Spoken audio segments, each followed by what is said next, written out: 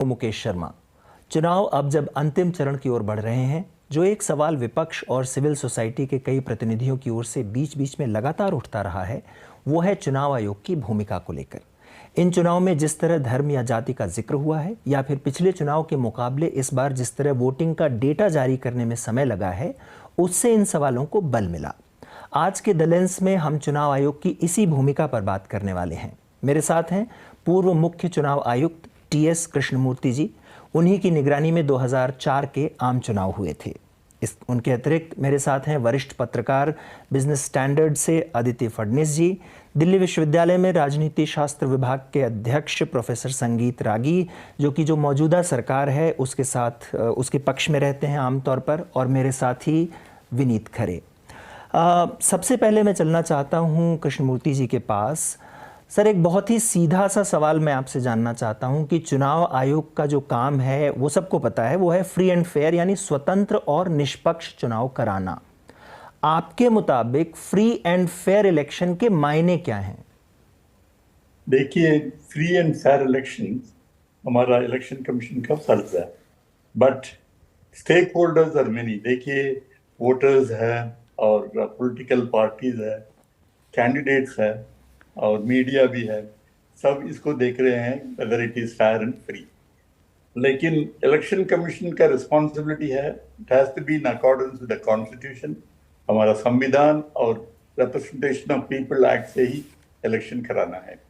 और supreme court ने दिया है एक आदेश, लेजिस्लेटिव वैक्यूम है तो fair and free election will be in accordance with the constitution spirit. तो ये सब देखने में आपको मालूम होना चाहिए, द बेस्ट जज to decide fair free and fair election जनता है। जनता को फेथ होना चाहिए अगर all the rules have been form. ये जो मैसिव एक्सरसाइज है, कुंभ मेला जैसा मैसिव एक्सरसाइज है, इसमें मिस्टेक्स हो सकता है।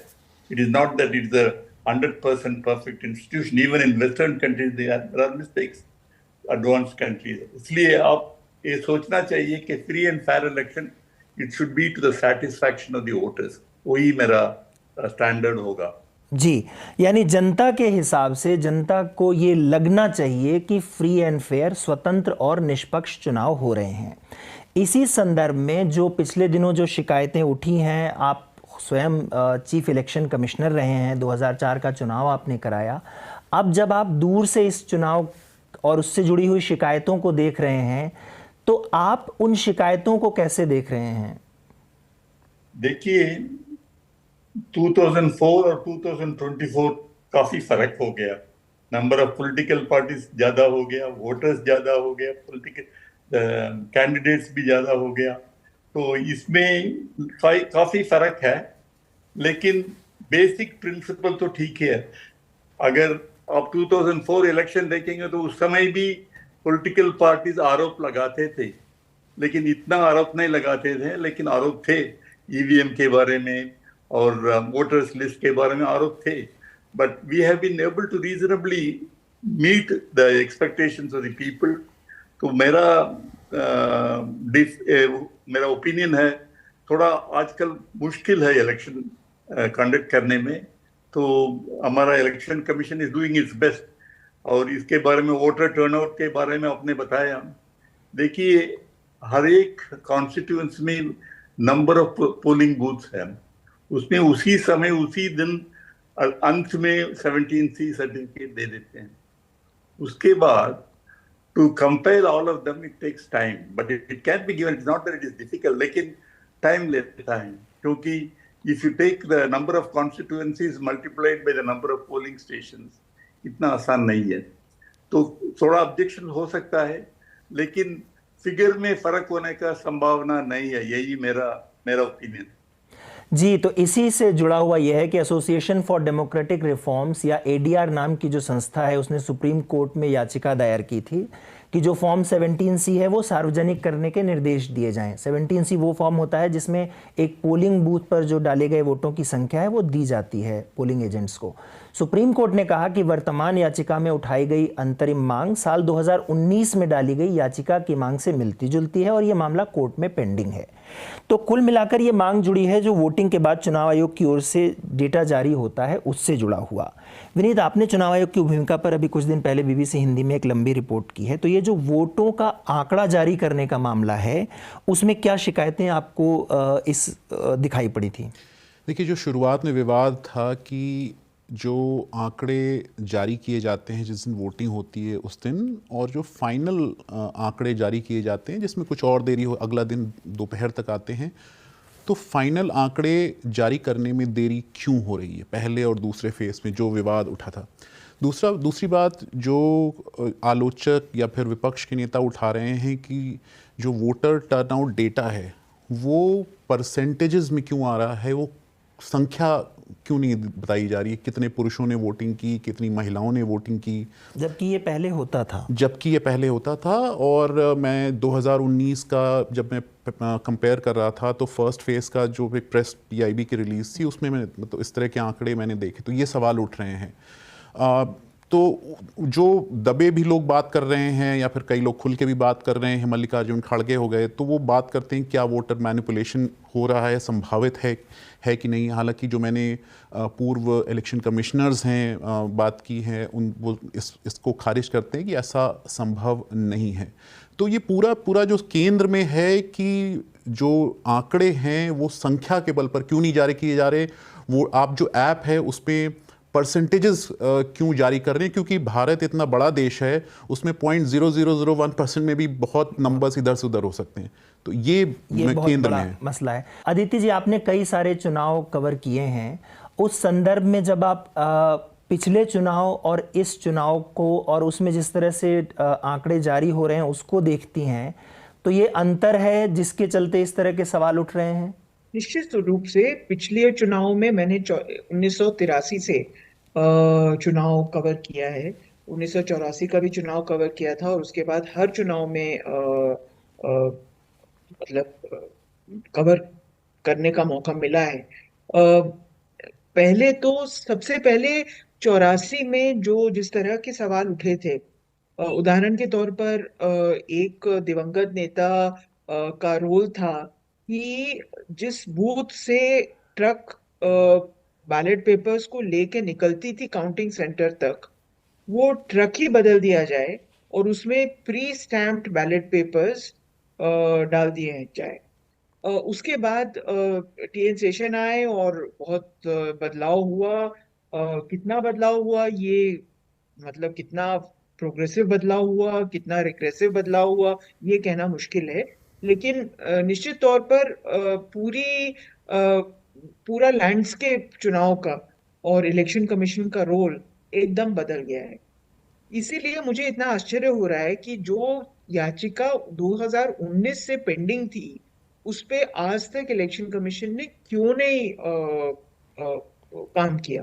प्रोफेसर रागी, आपने ये बातें सुनी अभी भी, आखिर जो एक सवाल उठ रहा है, और मुझे पता है कि जो मौजूदा सत्ता पक्ष है उसका सीधा कोई लेना देना नहीं है, लेकिन फिर भी चूंकि सवाल उसी से जुड़े उठते हैं कि ये क्या कल को संख्या कुछ बदला जा सकता है, क्या कोई और उसके अंदर विवाद हो सकता है, तो आप इसको कैसे देखते हैं? अगर सीधा आंकड़ा चुनाव आयोग जारी कर भी दे तो उसमें कोई ऐसा विशेष परेशानी की बात तो नहीं होगी, लेकिन ये विवाद बन गया। देखिए, पहले ये बड़ा जो पूरा विवाद है वो पूरा राजनीतिक विवाद है।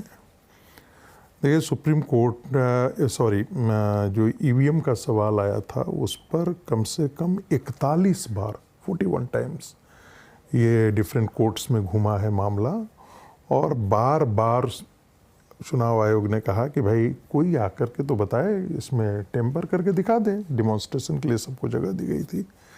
किसी भी पॉलिटिकल पार्टी का वहाँ पर व्यक्ति टेक्नोक्रेट आकर के ये किया काम नहीं। तुलना हुई कि भाई अमेरिका वगैरह में होता था, उन लोगों ने बदल दिया। फिर सुप्रीम चुनाव आयोग का जवाब था कि उनका नेटवर्क से जुड़ा होता था। जी। हमारे यहाँ जितने भी सब इंडिपेंडेंट हैं। अच्छा, मज़ेदार बात है कि जब होता है तो उसकी वीडियो रिकॉर्डिंग होती है। जी। जब वहाँ से आता है तो स्ट्रॉन्ग रूम में उतारे जाने के समय वीडियो रिकॉर्डिंग होती है। लॉक होता है उस समय वीडियो रिकॉर्डिंग होती है। जिस दिन गणना होती है उस समय अनलॉक होते हुए भी इसकी वीडियो रिकॉर्डिंग होती है। इसके बावजूद भी यदि आप इस प्रकार की शिकायत करें तो ये सिर्फ और सिर्फ शरारतपूर्ण है और मुझे लगता है सिर्फ राजनीतिक पूर्वाग्रह से ग्रस्त है। आप अब तक चौथे फेज तक आप चुनाव की रुदाली नहीं रहे, ईवीएम की रुदाली नहीं कर रहे थे, आप छाती नहीं पीट रहे थे।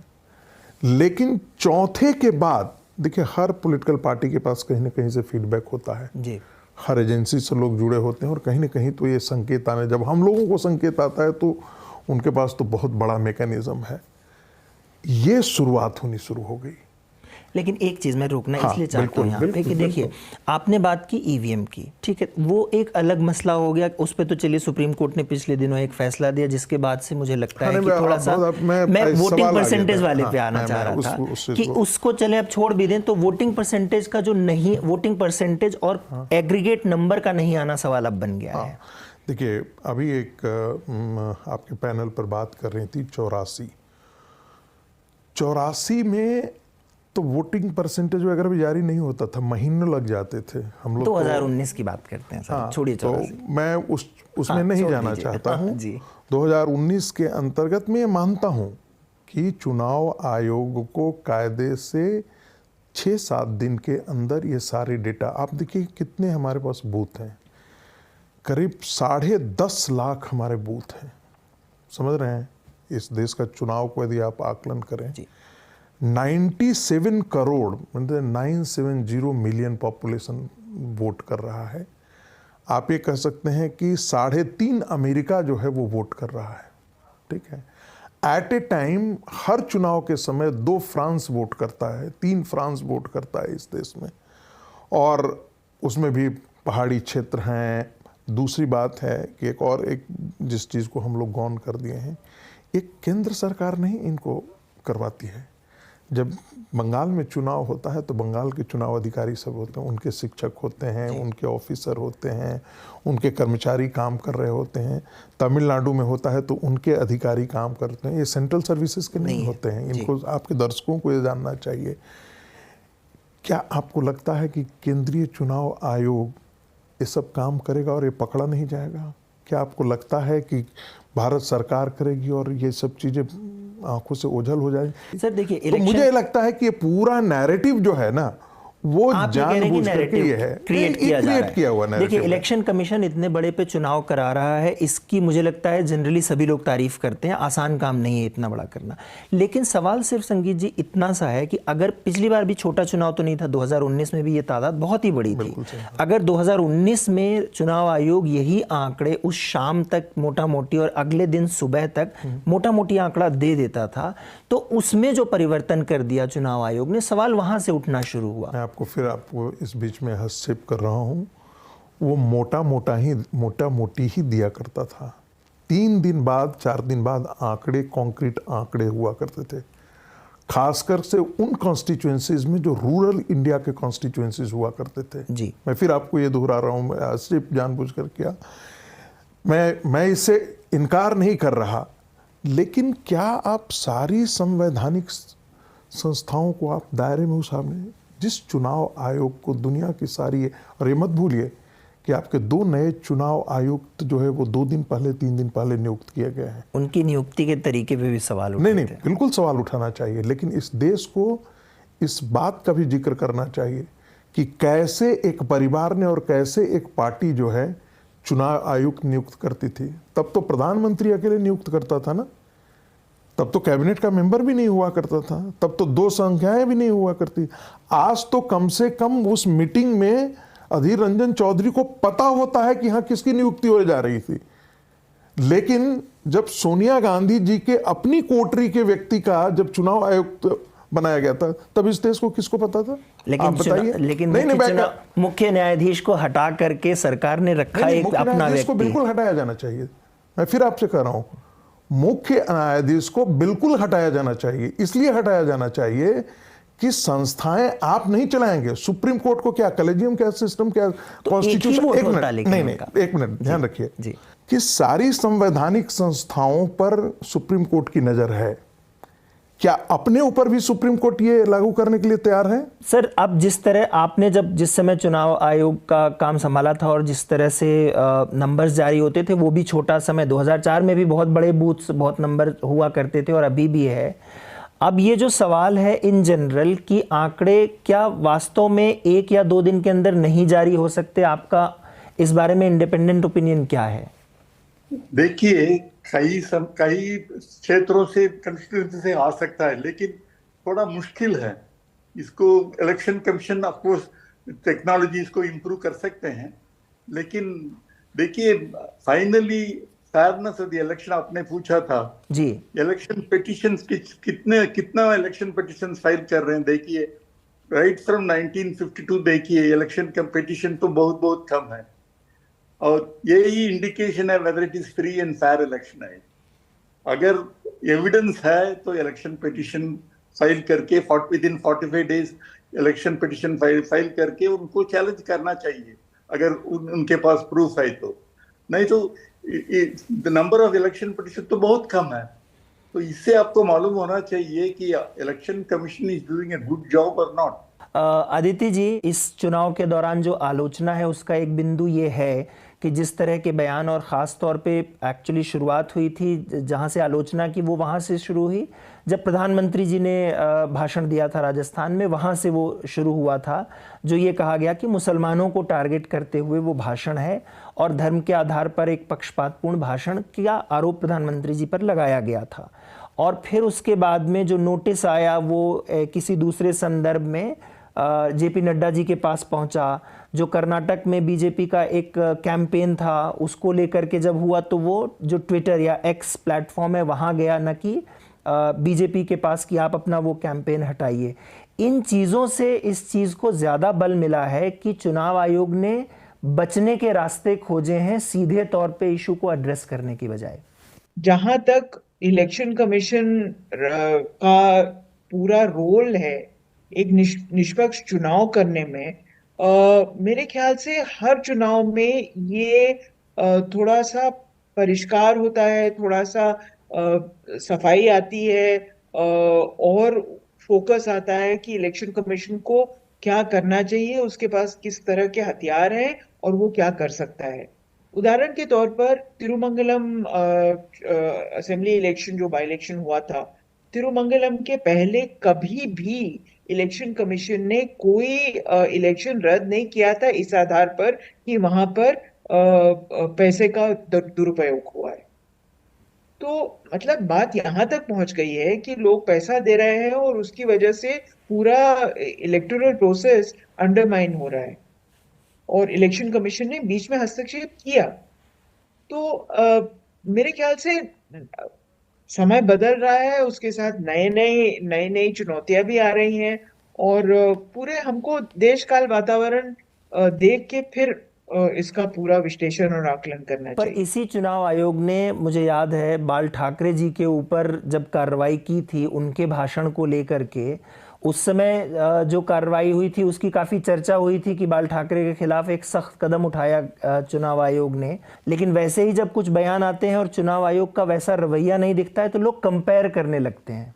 मेरे ख्याल से कंपेयर करना सही नहीं है, क्योंकि बाल ठाकरे उस समय शायद चुनाव नहीं लड़ रहे थे, वो कैंडिडेट नहीं थे, और उनके खिलाफ जो भी कदम लिया गया वो उस समय के लिए तर्कसंगत था। आज की तारीख में सभी कैंडिडेट हैं, आवेश में बहुत कुछ कोई बोल जाता है। हर जगह अगर लोगों को से कहा जाए कि आप इसको तवज्जो न दीजिए तो मतलब बहुत मुश्किल हो जाएगा जी। उसके अलावा मॉडल कोड ऑफ कंडक्ट में भी कमियां हैं, और उनको भी ठीक करना, मेरे ख्याल से उनको सुधारना इलेक्शन कमीशन का काम है। इसी पे मैं जल्दी से एक बार टीएस कृष्णमूर्ति जी के पास चलता हूं। सर, ये जो मॉडल कोड ऑफ कंडक्ट है, इसमें जो बदलाव होने चाहिए या giving more teeth to election commission की जो बात होती है, इसको आप कैसे देख रहे हैं? देखिए, मेरे ख्याल में मॉडल कोड ऑफ कंडक्ट में बहुत टीथ नहीं है। इलेक्शन कमीशन को थोड़ा पावर चाहिए, at least to impose monetary penalties और disqualify for a short period इसके लिए मैंने सुझाव दिया है कि सर्टन पावर्स इलेक्शन कमीशन को देना चाहिए in case of any violation of model code of conduct. दूसरा ये बात करना चाहता हूँ, हम हर एक समय इलेक्शन रिफॉर्म्स के बारे में बहुत बहुत इलेक्शन कमीशन भी दिया है, लॉ कमीशन और वेंकटाचलैया चलैया कमीशन बहुत सुझाव दिए हैं, लेकिन नो पॉलिटिकल पार्टी इसमें इंटरेस्ट नहीं लेते हैं। इसमें they should have no political party even mentions about electoral reforms. मेरे ख्याल में this is the most important time for us to think about election commission reforms, not only election commission, electoral reform, the system. For example, ये first past post system ठीक नहीं है, इसको बदलना पड़ेगा। तो ये सब हम सुझाव दिए हैं, ये सब नो पॉलिटिकल पार्टीज में इंटरेस्ट नहीं, कोई पार्टी इंटरेस्ट नहीं लेते हैं। There is no urgency felt by any political party. तो मेरे ख्याल में फाइनल ये बात करना चाहता हूँ, इलेक्टोरल रिफॉर्म्स को ज्यादा ध्यान दीजिए इसको। जी संगीत रागी जी, जो प्रधानमंत्री जी के पहले भाषण जिसकी चर्चा हुई और काफ़ी विवाद हुआ उसके बाद में, और मुझे पता है कि पार्टी के प्रवक्ताओं ने बहुत जगह पे ये कहा कि उस भाषण में सीधे तौर पे नाम नहीं लिया, आप लोग उसको इंटरप्रेट करने की कोशिश कर रहे हैं, लेकिन आपको लगता है कि उस पद के हिसाब से उस भाषण को सही ठहराएंगे? देखिए, प्रधानमंत्री एक बात बहुत अच्छी तरीके से कहते हैं कि मैं 4.5 साल तक गवर्नेंस करूंगा और 6 महीना जो है वो खुल करके राजनीति करूंगा। दूसरी बात, आपके पास विकल्प 2 ही होते हैं। जब आपको नदी पार करनी होती है ना, तो कई बार आपको धारे के साथ बहना होता है, 90 डिग्री पर आप नहीं करने। ये इस देश की सच्चाई है कि मुसलमानों के लिए करने के बावजूद भी मुस्लिम वोट जो है वो एंटी बीजेपी जाता है, क्योंकि उनके लिए आइडेंटिटी का सवाल बहुत महत्वपूर्ण हो जाता है, जिसको मैं अपने लैंग्वेज में बोलता हूँ पॉलिटिकल इस्लाम। आपके लिए वोट जिहाद बात ये कहाँ से आई? ये मेरे फील्ड स्टडी का भी हिस्सा है। मैं मुजफ्फरनगर गया और मैं पूछा लोगों से कि भाई आप कैसे वोट करते हैं, क्यों वोट करते हैं? उन्होंने कहा मस्जिदों से हमें तय करके बताया जाता है, शाम के दिन बुलाया जाता है, बताया जाता है कि मैं कह नहीं रहा हूँ कि शायद वो सब जगह ऐसा ही लागू होता है, बट एक तो सच्चाई है। 2004 में भारतीय जनता पार्टी की सरकार हार गई थी। ऐसा नहीं था कि 2004 के समय जो है वो भारतीय जनता पार्टी ने कोई बहुत बड़ा काम किया था जो एंटी इस्लाम हो। उस समय कंप्यूटर की बात मदरसों में करने की बात मुरली मनोहर जोशी की सरकार, उस समय HRD थी, सबसे ज़्यादा स्कॉलरशिप फंडिंग किया।